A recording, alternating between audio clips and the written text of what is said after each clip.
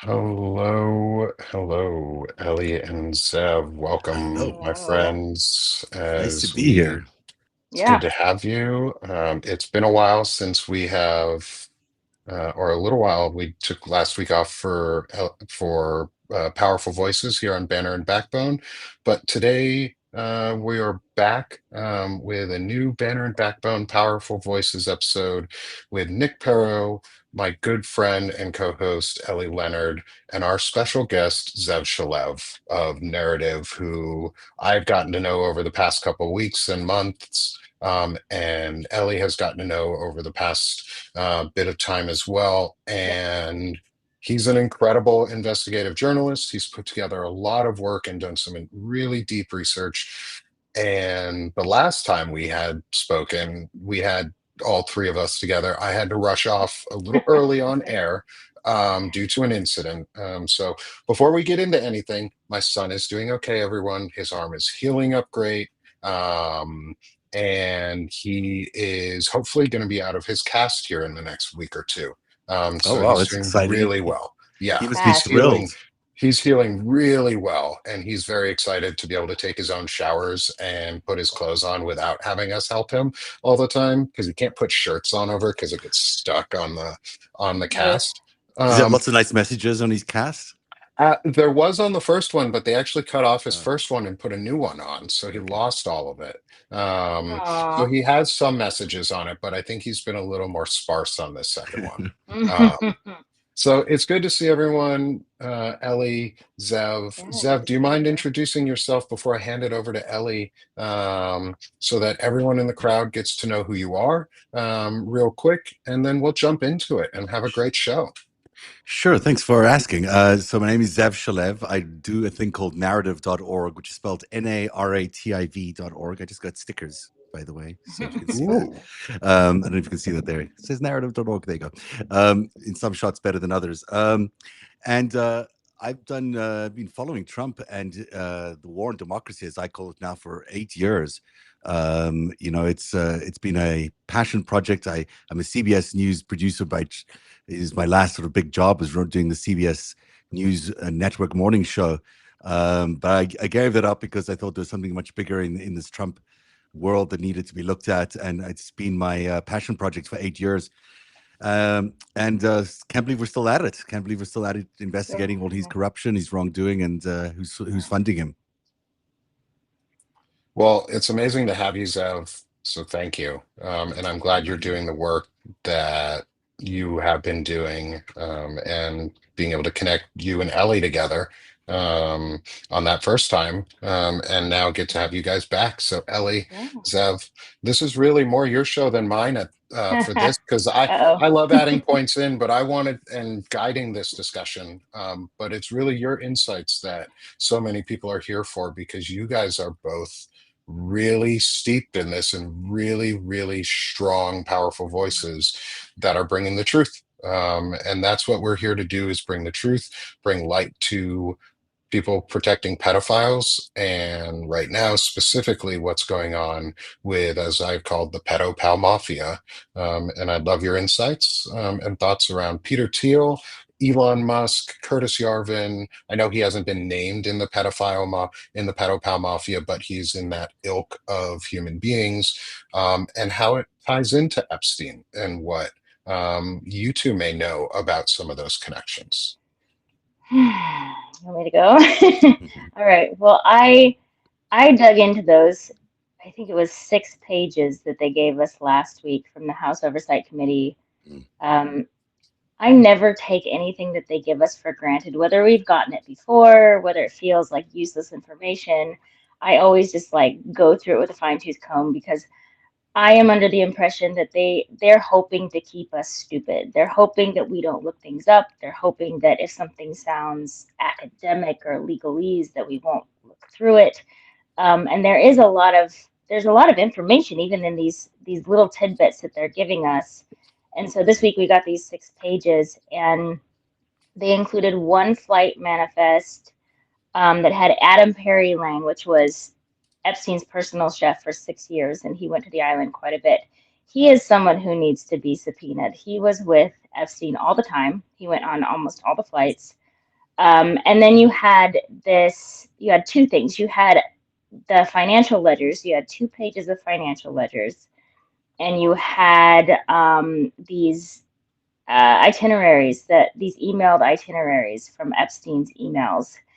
And I don't know who was sending the emails because they redacted who the emails were from. They spelled Jeffrey Epstein's name wrong. They spelled it with 3 F's. But they, I think the big bomb that came out of that was, I mean, and it sounds so innocent, but is Elon still coming to the island this weekend? Just very innocently. So we don't know if he actually went, but we know he was invited. And I had even people on Substack who are, we're all kind of aligned, I would say, probably politically, but even they were saying, well, just because he went doesn't mean he participated in anything. And maybe so, but the guy has 14 kids and he has like a penis implant and he, you know what I mean? Like He he's does. not, A harem of he wives. does. He has a broken penis implant that multiple women have brought up, multiple baby mamas have Wow. brought up. Yeah, so it's like something I don't. I yeah, do there know you go. that. Thank Right. you. Gender affirming care, right? The So most affirming. except for it's broken. So it's kind of when I'm okay, I just got that. That's very funny. When I think of those things, I don't think of someone who would innocently enter a very sexualized situation and just go there to relax on the beach. And that's Yeah. just I mean, yeah. I don't know if he was, if you ever went to the island. I don't know whether he'd be involved in any of those things. He does have a voracious sexual appetite, no doubt. But, um, just because he was in the island doesn't mean he would participate in an orgy or whatever it is that we're Right. doing down there. I mean, y- Elon Elon Musk was a target of Jeffrey Epstein for other reasons, not just because he was a famous person. Elon Musk was a target of Jeffrey Epstein's because he was part of the tech mafia, because he wanted to get insider information about what was going on in Silicon Valley so that he could pass it on to both Israelis and the Russians. His interest in both the nuclear sciences area and in the Silicon Valley was because of the technology and because of the learnings that they were doing, less about the politics. So there was certainly whether he would have blackmailed them or just funded him or wanted to be in association with him, who knows? There is another, and I'm just trying to find it here, but I can't. It's not right in front of me. But there was another time that Elon Musk and Jeffrey Epstein were involved at a dinner together. So there's some record of them being at least in the same vicinity before. And there's that famous picture of Ghilaine and Elon, which he claims wasn't real and Photoshopped. photoshopped or photo bombed. But Right. either way, it stands to reason that Jeffrey Epstein would have been very interested in Elon Musk, and that their connection would have been very likely. He had connections to lots of other big names in Silicon Valley, from Mark Zuckerberg to Bill Gates. Any big name you can imagine. Certainly Peter Thiel, we've talked about before, and we'll talk about some more now. But so this guy's it would certainly fit the profile of of a place that he would be invited to, and certainly be a target for Jeffrey Epstein. I do think, there's a level of innocence, I guess, with some of the people in proximity to Jeffrey Epstein, but like this was 2014, so this was 8 years after he'd been convicted on sex crimes and was a level 3 sex offender and had been accused by 36 underage girls, and not that he wears that on a t-shirt as he walks around, but I'm assuming he would have had some kind of reputation that preceded him when dealing with a lot of these people. And it makes me wonder why someone like a Bill Gates or Elon Musk would put themselves in that circle, potentially knowing. I mean, absolutely. It's kind of stunning. All the people that were around him during the period after his release is quite stunning. I mean, he was well known what he was in jail for. Now, it wasn't that big a deal in terms of the crime level, but his general reputation preceded him, as we found out from that 50th birthday book as well. So it's certainly, it's not like it would have been a surprise. Certainly, Elon Musk may not have gone to the island. Maybe that was the reason he didn't go to the island, Hmm. because of the reputation. But it's amazing to me that after his incarceration and after it became known what he was involved in, that people of fairly good reputations around the Hamptons or New York, wherever, found their way to be with him at various Hmm. social events, and we're quite happy to talk about him publicly. It blows my mind, really. Yeah, I agree with that.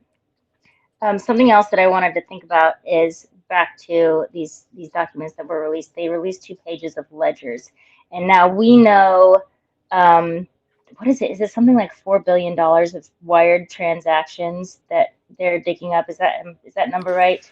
I've heard that number from the senator Wyden. Yeah, I Wyden.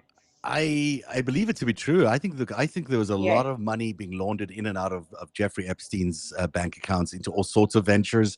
Uh, um, that's how he ran. That's how he Hmm. did a lot of his criming. You know, there's a lot of his criming was really around money laundering. Was not around Right. the human trafficking. Although we focus a lot on the human trafficking, so that Right. number's probably right. It could be way more, actually. Okay. So Well, so, and he had quite a lot of bravado about the financial dealings that he did that were very underhanded. Because if you look back at some of the older articles about him from the early 2000s, he talks about it kind of proudly, despite other people going to prison basically on his Yeah. behalf. But so they released 2 pages of these ledgers, and the interesting things you can go through and kind of add up and do the math, and it's a lot of money coming in and out. But there were two unredacted that were payments for $200 each for massages for Prince Andrew, Mhm. and which I found very interesting because every young woman who came forward and spoke up said that they were paid $200 to either recruit or to give a massage, and that was the most money they'd ever had. And this kind of validates what they're saying, and it's interesting that they would put massage for Prince Andrew right in their ledger. You would think they would have been more subtle, but again, it's back prior to them thinking they could be caught for anything, and they were probably quite brazen about the things that they wrote down. Yeah, and a massage could have been a massage for all we know. It's still fairly Right. innocent. But you're right. I mean, now in hindsight, it's so obvious. Everything sort of gets a second meaning, and it's really gross. Really, you think about it, and it's not. I've been reading about Prince Andrew's estrangement again now from the royal family, courtesy of Prince William over the last few days. I mean, that's certainly Mm-hmm. the rumor around the royal family is that Prince Charles has been trying to return Andrew to the inner circle, but William is now pushing against that because he just Yeah. can't understand how that's even possible in this environment. Right. Right. It's obviously a big issue for the royal family still, and interesting Sure. that they would publish that as well because it sort of must stick in the it damages relationships, I would Right. imagine. Right. And British tabloids are just so much, they're so much bigger and more than US tabloids. I mean, and some of their biggest main newspapers in England are actually tabloids. So we think of like the New York Times and the Washington Post.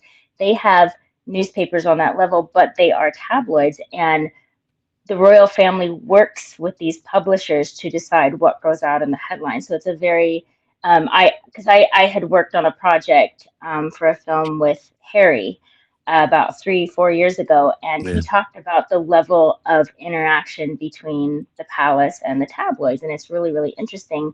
But what we know about Prince Andrew, I think we've sort of taken the reins and we've talked about it in the US, but just this week they were railing against Fergie in a way that I don't think they have at the level that with Prince Andrew, which I again find interesting. The women tend to bear the brunt, but she, according to Ghilaine and these interviews that Ghilaine gave, had a crush on Jeffrey Epstein. And you can very much hear in Ghislaine's voice how jealous she was and how possessive she was of Jeffrey Epstein, even though they claimed to have only dated for a short period of time, whatever. But she was very possessive about the women who came in and out of his life, and one of them was Fergie. And so it's been known for a long time that Fergie had a crush on Jeffrey Epstein, but it came out this week and people were just horrified and are ready to cancel her. And I just wanted to be like, yes, she did, but you have Prince Andrew over here. Like, let's focus on Prince Andrew, who was her husband at the time and the things that he did that were actual crimes versus proximity to a criminal. It's hard to. I wouldn't know how to thread that, except to note that Andrew and Ghilaine grew up together. Ghilaine was a regular at the palace. They grew up as kids. They had a very long relationship as well. They were dating as well, theoretically. So they who knows how the jealousy would have played out there, or whatever jealousy might have played out. But you're absolutely right to point out that she was very protective over Epstein. It's hard for me to tell whether it's because her dad had anointed sort of Epstein as the heir apparent, or whether he was appointed because she had such a crush on him. It's hard to tell, but regardless, it was, she obviously held. She obviously, well, I think she fell in love with him, and it was sort of unrequited from his Right. perspective. I think So she was just thinking one of a number. Go ahead. thinking about that real quick though, is we know that Ghislaine met Epstein from the reporting a lot earlier in life than was previously stated or that she stated in any of her Yeah. testimony. Um, is there any indication that she was trafficked to Epstein, or was it more an actual, like, real relationship that was built up and is, as much as I like, as much as I don't know if we are willing or even at a point where it could be known if this was true or not, is she one of the original victims who was trafficked to Epstein, um, and It's abused really, into this type of life? Ellie and I discovered this a few weeks ago, and we were looking at that 50th birthday book, and in there was this remarkable note, a birthday note from one of the guys at Bear Stearns, who said that he had met that Jeffrey Epstein had met Bob Maxwell, who he was working with, this investment guy Bear Stearns was working with, when Ghislaine was still a teenager, and that Epstein met her, or at least asks if he had met her when she was a teenager. And that really struck a chord with me, because I remember Ari Ben Menashe, who had worked with Robert Maxwell for a long period of time in the Iran-Contra affair, also told me that Robert Maxwell had a sort of an affinity for really young women like Jeffrey Epstein did. And I didn't really connect that with anything until I saw this note. And then I thought, well, if he met her as a teenager and Robert Maxwell had the same sort of inclinations, I don't know how that world works, Proclivities, yeah, things. but if maybe that was part of the thing. I mean, I don't know enough about that world, and it would certainly be shocking. On the other hand, it certainly fits the profile to some extent, and it's hard for me to tell, what the reality is there. But she did meet him at a very young age and was still dating him. She was dating him in the 80s for sure, and she was still quite young then. So it's Right. and he was much older. And she claims up and down that she didn't meet him till 1991, and her father never met him. That's her story. And um, in It's these possible. right, I agree. Yeah. In these Yeah. interviews, she was given immunity, but she wasn't given immunity from perjuring herself in these interviews. But she's not going to get called out by Todd Blanche. She's not going to say you perjured yourself. But she very much did, because we're going through listening to all these, and then I remember you messaged me and you're like, wait, did he say 1976 or Yeah. 75 or something like that? And I was like, I think he did. And then we went back and found it. And yeah, she would have been a teenager. And she had a very interesting relationship with her father, because she had a lot of brothers and sisters, and she was the youngest, and she was definitely the favorite. She was like the Mm. pet to him. His boat was named after her. There were some probably weirder relationship things there. I don't know, I have no details or no evidence of anything, but um, I don't think it's unlikely. I know her mother was pretty stable. Like, her mom was a pretty stable, like, great advocate for Holocaust history. Like, Mm. she did some really, really great things. But I think she was very separate from that life of her husband and the things he chose to I do. mean, Robert Maxwell was not a nice guy. and I think it was a particularly nice husband either. Yeah. So if she was a stoic face, and she was also came from French nobility, I think was part of the connection there. I suspect. I suppose that can't have been an easy marriage. Right. He was a womanizer. He was always running around the world. He was, loud and berating to everybody. I'm sure it wasn't different at home. Um, but in terms of Ghislaine and Jeffrey, it's just not. Unless Ari Ben Menashe is completely lying, and there's no really reason to be lying about this note that she met. He met Jeffrey Epstein from Robert Maxwell when when Jeffrey was dating Ghislaine in the UK. So Right. there's too much going on to focus people's attention on them having met in at least the 80s. Now this new thing suggesting they might have met in the 70s.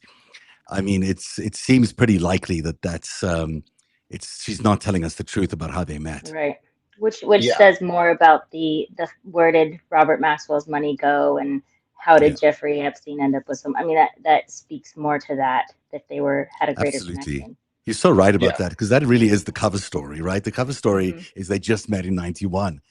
Now, if that's not true, then it opens up a whole Pandora's box of, well, where did you meet? When did you meet? When did Jeffrey Epstein get to meet Robert Maxwell? What was he doing in London all this time with Robert Maxwell? What and arms why lie deals were they about it? involved in? Yeah. I mean, it's like, Well, and two, if you are, and I'm not playing devil's advocate. I'm definitely not advocating for her to not have responsibility for her actions.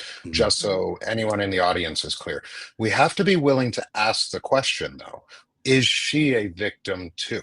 Was she one of the original victims for Epstein? Like, was this sort of a trade from Robert to Epstein in a way to become business partners? Was he almost sold his daughter to him in a way, as a, maybe not even as a tool of sex, Like but as a tool in a general dowry, to be right? used? Yeah.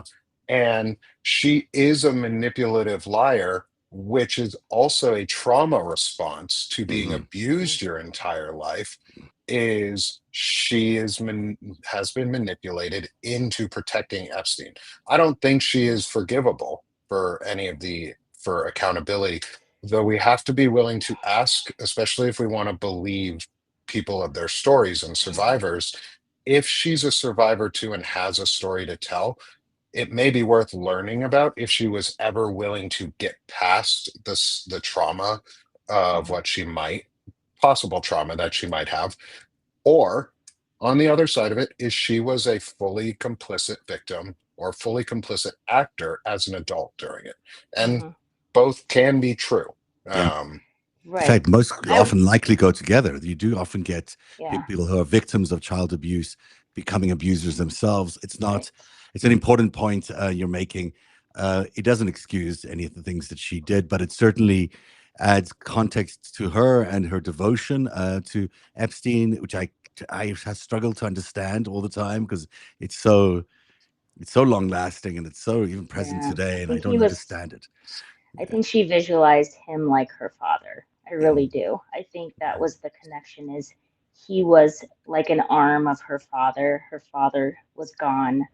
But my question with the timing of when she met him is, if it's an innocent meeting that she met him in the 70s, then why would she lie about it? Like, Mhm. what's the purpose of lying? If there's nothing behind that, if there's no money laundering, if there's nothing criminal, then there's no reason to say she met him in 1991. So what does that mean? But then also, kind of back to the birthday book and what you're saying, Nick, there's this cycle of women who started out as victims and became abusers in his circle. A lot of them were assistants. Like, if you look in the birthday book and you read these letters from his assistants, like Sarah Kellen and all these women who were they were given immunity during his trial. They were likely people who started out as victims but never recognized that they were victims. Mhm. The letters that she wrote were gushing. I mean, they were gushing, but they clearly showed me that the same thing had happened to this woman that had happened to the other people who consider themselves to be survivors. And so you would have people who had at some point, because they were told to recruit, right? That's how they were started. They would recruit their friends and they make money from their high school buddies or whatever, um, to where they got to a point where they were more active versus they were more victimized. And then, but that was also a threat that he used against them was, if you say something, you've participated in this too, and you will go to jail too. Yeah, and for many of them, it was still a, even though it's hard to fathom how, but they found it as a career path. They found it as a way out to an exciting world and a different world that they would never have had access to. They did credit him with giving him education, not excusing anything he's done, but Right. or did. But there's an element of a sort of an old school kind of paternalistic old way of thinking of things. Stockholm syndrome. Yeah, and the Stockholm syndrome as well. But it's not inconsistent, with the royal family, and it's why I always like that alliance between the royal family and Jeffrey Epstein or whatever it was, their relationship is fascinating to me because there's it's just in the way they treat people and in the way they operate around the idea of especially young women as objects in that way, which I thought was very very similar in a lot of ways, and maybe not that jarring for someone like the king or his brother or anyone else in that milieu who's came out of that world. I don't know if it was that. I think it's sort of that's just how they did things. Right. They probably might still even do things. I don't know. Right. And I wrote an article, I don't know, maybe a week ago about the restaurant Cipriani, which I had brought up to you, Yeah, Zev, and how like Epstein is a style of person. There were several Epsteins when you think about like Harvey Weinstein and people like that. And there was this network of young women, especially models, right, brought in through the modeling industry, and these older kind of executives, older white executives.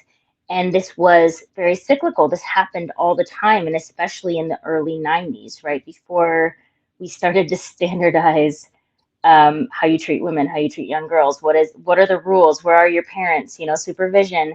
And so there were probably a lot more victims, a lot more perpetrators than we're considering right now. And again, brought in through the modeling industry, which I'm hoping to dig into next, because that just seems to be this common denominator that comes up and comes up.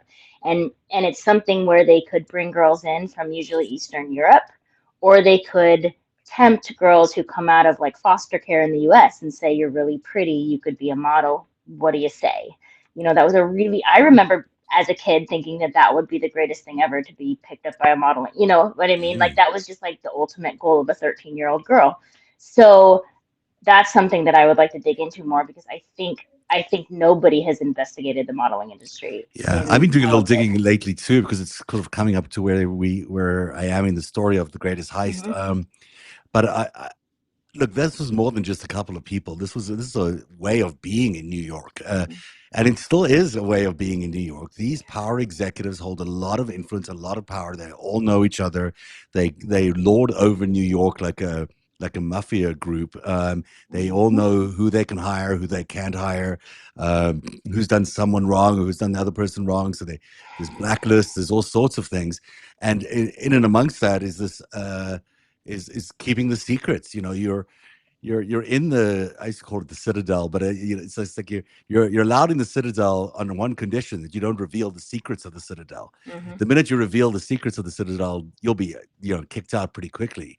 And so that's in terms of access to that group of people, one of the ways in for any girl around the world would have been through a modeling agency, whether it's Casablanca's modeling agency or Trump's or Epstein's, whatever. These were the way these girls would find access to a lifestyle that was vastly different from their own, opportunity to make a fortune, opportunity for fame that would otherwise really be very almost impossible to get to. Right. So even though it might have been, people might not have said it was about the sex or whatever, coded modeling, whatever, it was about sex too, but it was also a path for everyone to get for them to succeed as well. And many, Right. many people who are famous today took that path. Hmm. Right. Right. And I mean, it's the irony is, if you think of Melania Trump, she probably came Mhm. into Trump's world through the exact same path as all these girls. Like, It's one of the only and paths that you could get in there. I mean, really, right. that the beauty pageants, in the gay world, there's another sort of path that people get in there, but in reality, it always all still revolves around sex. It's all still, it's how, it's what you can do for the biggest names, the most expensive, accounts, the biggest wallets in New York is how you can get ahead. Right. So And go ahead. Go ahead, Nick. before we go any further, one of the things we talk a lot about are the girls because Mhm. they're the ones who've come forward now as women, the survivors who were girls.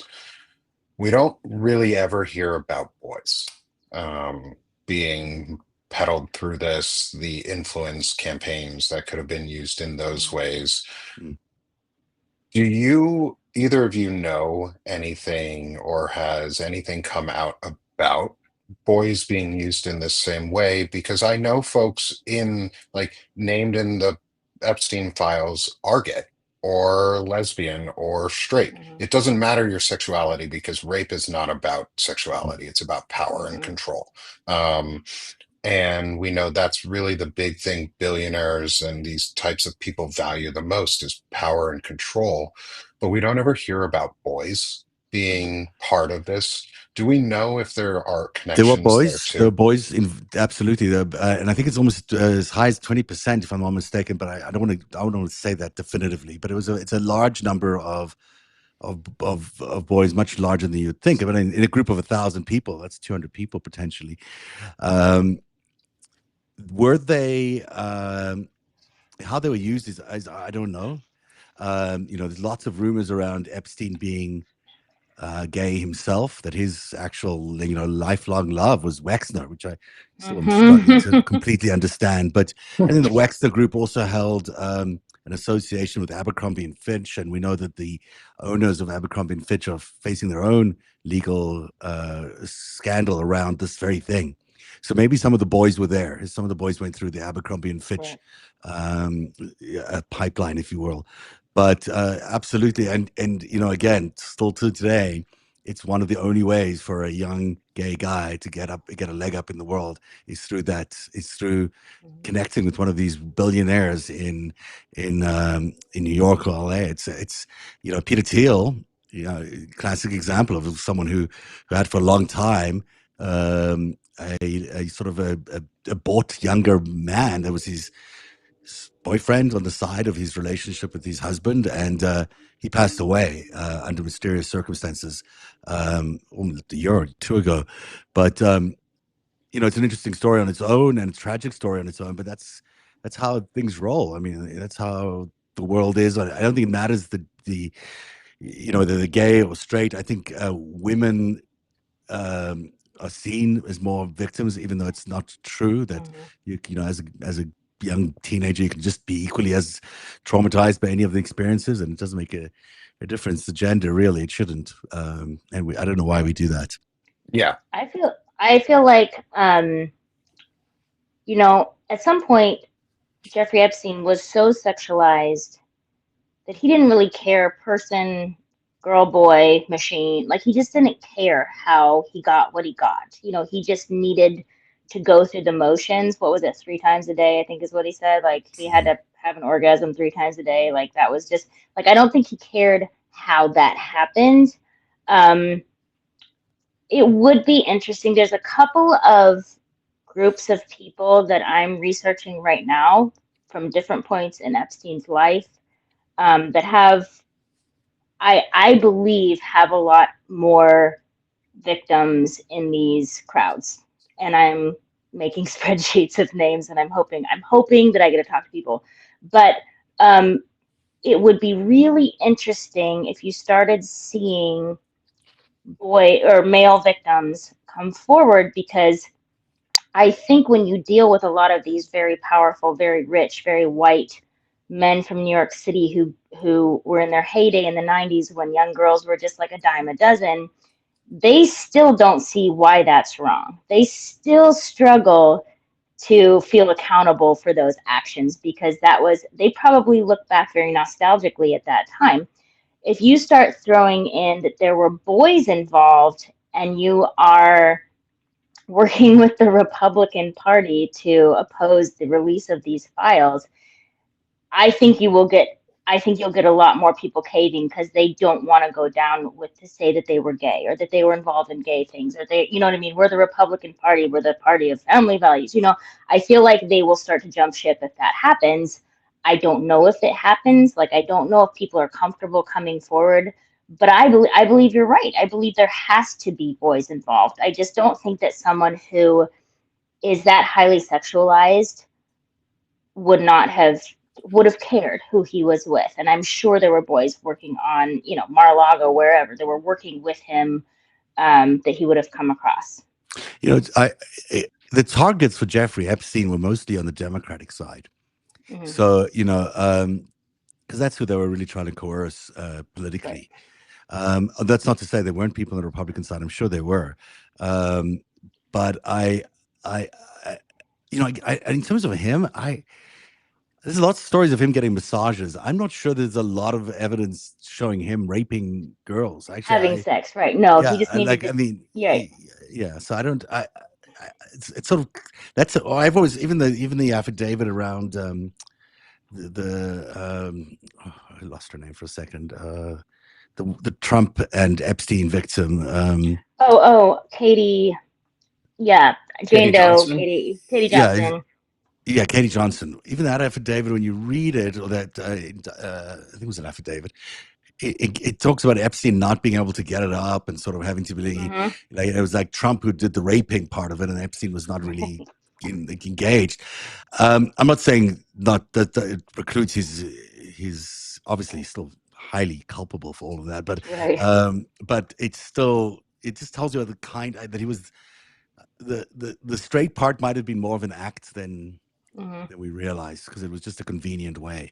But I don't know. Yeah. I mean, I'm yet to find someone to tell me, directly that he knew that Epstein was gay, and I don't have that. So, digging into maybe not the actual sex aspects of it, or sorry, not even sex, the rape aspects and the power aspects of it. Let's get into maybe some of the money aspects because that's where I think really Elon Musk and Peter Thiel tie into it. Is more, I do think they knew, obviously, they would have known and they would have heard, and it would have been painfully obvious or aware to them that this person, that Jeffrey Epstein, was a pedophile and had been charged and credibly accused of it, but they wanted money and influence of some sort. Can either of you talk about some of the money that they have received or could have received from that type of relationship? I know, Zeb, you have experience with Peter Thiel himself, and his use of Palantir specifically. Is something that I would be interested in knowing if there are connections to dirty money going into that company and being laundered through it. Well, it's a huge question, Nick. The money that I found originally that connected to Peter Thiel to Jeffrey Epstein was through this company called Carbon, which I think I've spoken to you about before. Was a sort of a pretend company for 911 call centers that was going to help 911 call centers identify a caller by matching their information to databases of the government. In reality, it was sort of a surveillance effort by the Israeli IDF's 8200 to surveil Americans. And it was fronted by a lot of Israeli Defense Force 8200 types. And strangely enough, in there was Jeffrey Epstein, Peter Thiel, and Ehud Barak amongst the investors. And that's the first sign of their connection that I found. But I know that over the years, Thiel has invested heavily in Epstein's projects, and maybe vice versa. I think vice versa. And I'm yet to dig into some of the stuff about Palantir. Look, Palantir was first funded by the CIA. It was funded by In-Q-Tel. So, was it In-Q-Tel that did Palantir? I think so. Yeah.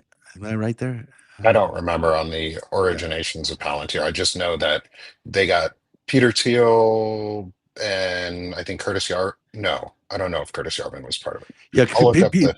Peter Thiel was not part of. I'm sorry, Peter Yarvin was not part of Palantir, but I know that Palantir is also connected to all these intelligence agencies, obviously, because it does a lot of work for them, um, and it's very similar in a lot of ways to a previous, to the promise system that people had used and spoken about so much in the previous incarnation of the scandal way back in the 80s. I'm not sure what the question was. Ask me what the question was, but the Um, are there?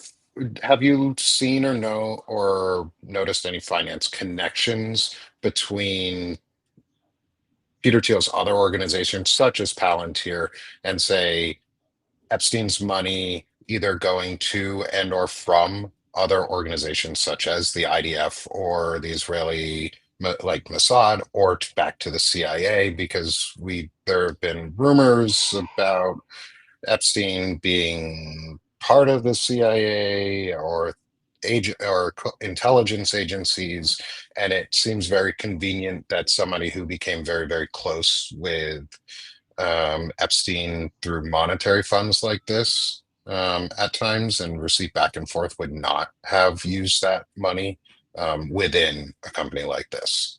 they were very associated with each other and associated with the same network. I mean, it's hard to imagine a world where Donald Trump or Jeffrey Epstein existed without Peter Thiel, without Elon Musk. Those things are all very connected, and they represent different types of interests, but they're all an interconnected network at the end of the day. So, yeah, is there any evidence of a lot of venture funding for sure? I haven't dug into the details a lot, but it certainly came up.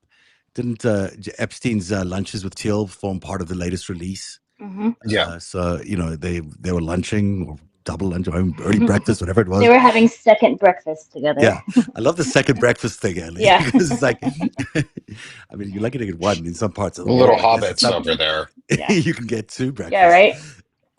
No. So I don't know the answer to that question to answer it fully enough, but I know that they're interconnected, and there's a lot of money that pours through that network. And this is how we got here. We got here by the Iran-Contra scandal and the sudden financing of covert operations through criminal efforts. I mean, that's sort of the original crime. That's the original sin that opens up to the deep state and leads us down to the path to where we are, and that involves all these characters over and over and over again. Yeah, and I think before you go in, one of the groups would be Valar Ventures. They're so into this fucking Lord of the Rings thing over here with all of this. Valar Ventures. I've heard them. I've heard of the name. Can you spell that for me again? Yeah, VALAR Ventures. Interesting. And the Valar I believe, were the elves. And living forever. And the Palantir is the all-seeing eye that is corruptible by powerful magic, which powerful bad magic, i.e. Teskriel and Palantir and Peter Thiel and a death cult. Right. Yeah, the Valar were the gods. So very high ego going on with the naming. Yeah, absolutely. I got to look that up because it reminds me of another name, but I don't want to say it out loud until I've double checked this. But there's absolute. I've heard of that name in terms of the funding of these organizations. This is a lot of old money as well. A lot of traditional money that flows through Peter Thiel, flows through all these other people in this network. There are many famous names involved in Epstein's financing world. Royal names included. Yes. So I was just going to say, so I have been very slowly vetting the Black Book because it's very coded. It's a lot of nicknames and misspellings and calling someone Chuck when they're actually like prince of some country. You have to really dig. But 90% of them are financiers. And why anyone would need to know that many people in the financial world globally is a pretty big red flag. But then what I was saying to you is there's a whole lot of shipping and a whole lot of storage and a whole lot of financial. and these things just keep coming up as a pattern over and over and over again. And for a long time, I was thinking, is Jeffrey Epstein involved in the mob? He's involved with Cipriani. Cipriani was involved with like the Gambino and Genovese crime families. But then as I've gone along, it starts to play out like he was his own mob, like he had created his own mafia money system. And something that I don't know how much information we could get, but is to make a list of all the LLCs and these companies that he created to filter this money in and out. Like, was it J. Epstein and Co., I think was one of his bigger ones. And if there's any, I don't know, you guys may know better than me, but if there's any ability to like FOIA financial records, whether it's through the IRS or something like that, to see how money was coming into these little tiny companies that he had, that he used a different, like every building he moved into, he would create a company to own that building, even though it was just him. For every building, new name. A lot of it is in the British Virgin Isles, and I've got some of that information. I can share that with you. But Okay. a lot of it is in the, it's in that world, and that's a little bit harder to track down exactly what the accounting was like there. This is, he was here a mobster. You've got to think of these things, I think, as networks of mobs, and they all, I don't know who's the boss of whom, but he is, if Maxwell got a lot of his crafts from Mogilevich, who was the brainy Don in the Kremlin world of mob, and Epstein was a heir apparent of that, plus he tutored under Adnan Khashoggi, and certainly was aware of all those money laundering aspects. And then he built up his own little operation in New York, absolutely. I think a lot of that money came out of Towers Financials. I think that's a huge amount of that money poured out of there, as he stole a lot from there and then closed that company, according to Hoffenberg. But, they all need each other. So they all become a network. It's why, especially if you frame it around sort of Russia's intention to destroy American capitalism, destroy America from within, it absolutely stands to reason that you would need a network to achieve that. You wouldn't just have a Jeffrey Epstein. You'd have a Jeffrey Epstein and a Donald Trump and a Jess Staley and a whole bunch of other people lined up to, Mr. Black, Leon Black, to do this for you, because you would want to infect the entire system. You wouldn't want to just infect one part of it. And that's what the evidence leads me to believe, is that the system was corrupted by these people who were getting this easy money, this huge amounts of money from Russia. And then once they were inside, they were able to grow it, because America's a great place. Capitalism is a great place. You can make tons of money if you have some. And then they were able to, turn it into a machine that allowed them to elect the president. And now, could potentially bring down the country if they succeed. I don't think they will, but that's certainly what they're trying to do. Yeah. Well, I have to hop off, but I was going to ask one question before I went. Do you think everything that you just said is a greater reason for them to not want to release the files than a sex ring? 100%, because it's still ongoing. I mean, the financial crime is happening in real time. It's happening right now. The whole cryptocurrency thing is one giant piece of this. And that's their end goal of this whole massive heist. So whatever's in those things could reveal a lot about that, could reveal who the networks are, who the players are. And the last thing Donald Trump wants out there is that his entire mob-connected financial network is exposed to the world. I mean, that's end game right there. So I think the women and the survivors are brave to come forward and to take on this battle, and they deserve every bit of restitution that they can get and every bit of attention they can get. And I think their stories need to be told, and absolutely we need to know who victimized them and how they were victimized. I think that's the first priority. But I think from a secondary perspective, we also need to know about these money crimes and what they're doing to America's economy and how much was stolen. I mean, at the end of the day, these guys, stole trillions of dollars from America, and it's each of our, each of us has a little bit of our money. It was being stolen by these guys, and maybe a lot of this money stolen by these guys. And look where it's got us. It's this corrupt presidency and this horrific administration. the backs of our hard-earned money, and it's sort of, once you understand that, you're not, you don't view China or Russia as just being like innocent players on the board here, just competing with America.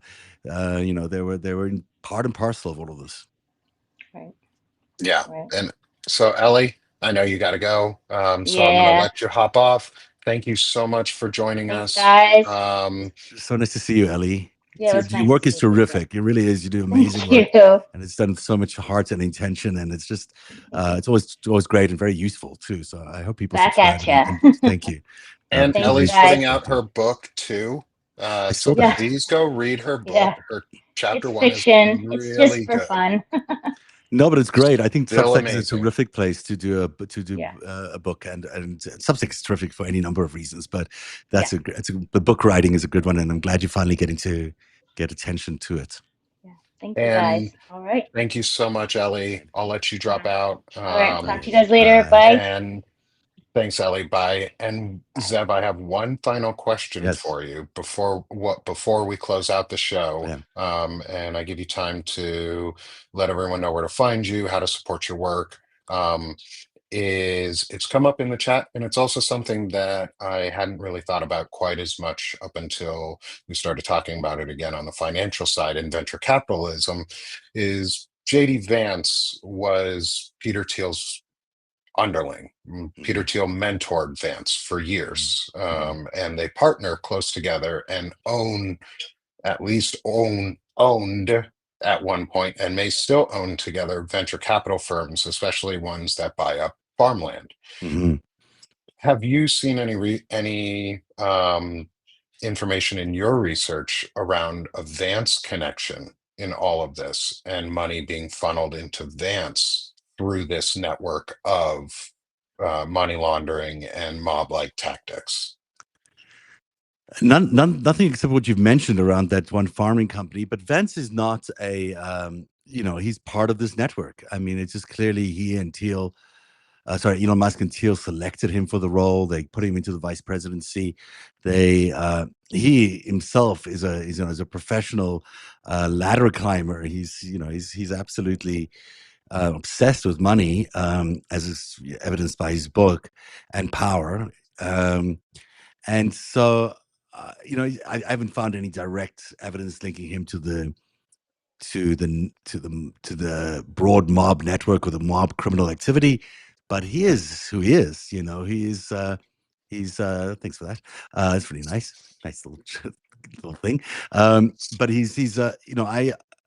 I think at the end of the day he'll be viewed as corruptly as everybody else.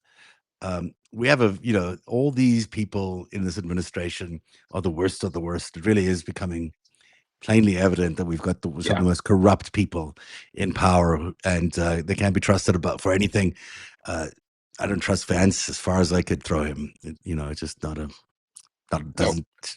doesn't strike me as a very trustworthy person. Not a person worth trusting. Mm-hmm. And so I think that's a great point to end today's conversation. And I want to make sure people have time to hear where to find you. I've obviously put up your QR code on the screen. So if anyone's following on YouTube or watches this afterwards, on Substack and on through your browser, please go ahead. If you already haven't subscribed to Zev, go and subscribe to him. I'm also going to put up Ellie's link so that it appears in the show notes as well. And while we're going, Zev, how can people find you? How can people support you? The best way to find my work is at narrative.org. That's NARATIV.org. And it's where I put all my investigative work and also my daily analysis in there. And it's where I do the 5 Stack with Dean Blundell. I do the Trump Tourney Tracker with Olga Lautman. I do a bunch of shows with you, Nick, lately. So that's terrific stuff. And it's just I try to make it as forward leaning, and I had Grok do an analysis of my site once, and it said it was rarely wrong and often ahead. And I think that's a good estimate, a good analysis of where we try to achieve, is get you ahead of as much of the news, so the stories are coming well before they do, and allow you to prepare for how to involve yourself in those stories. Awesome. Thank you, Zev, so much for coming on with us. I'm just It's a pleasure. rotating real quick through the QR codes again for everyone who wants to be able to scan. This has been a presentation of Powerful Voices on Banner and Backbone with Nick Perro, Ellie Leonard, and our good friend Zev Shalev. He didn't ask for it, but I will say it anyways, just like our friend Dean Blundell does. Is go give Zev some money, go throw him some money, help support him, become a paid subscriber of his, become a paid subscriber for Banner and Backbone. We are nearing our 100 paid subscriber mark for Banner and Backbone itself. Congratulations.